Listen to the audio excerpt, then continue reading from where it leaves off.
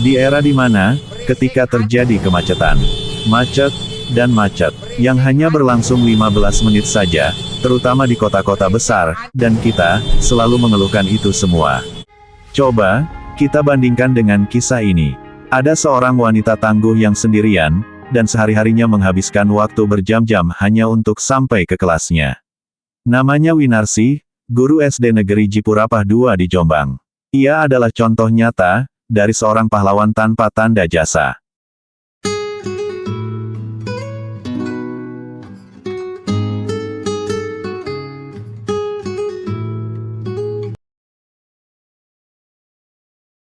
Kisah Ibu Winarsi ini viral, karena fotonya mengendarai motor trail di jalan berlumpur.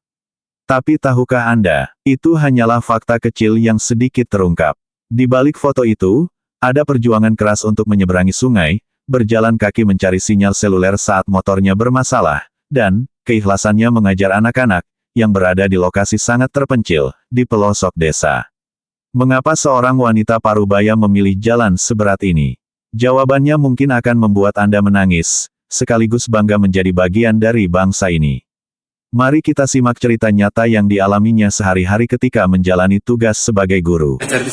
Ya, saya di SD Negeri Jipurapah II ini sudah mengajar selama 3 tahun, mulai dari tahun 2022 sampai sekarang ini.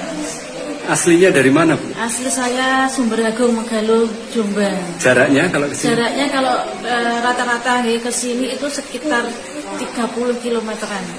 Cuman kalau dihitung jam, berapa jam itu Kalau perjalanan? jam, 2 jam lebih tergantung musim ya Mas. Kalau panas itu kemarau itu lebih cepat daripada musim penghujan. Karena medannya memang agak berat begitu. Itu jalur yang dilalui seperti apa, Bu, kondisinya, Bu? Pertama dari rumah?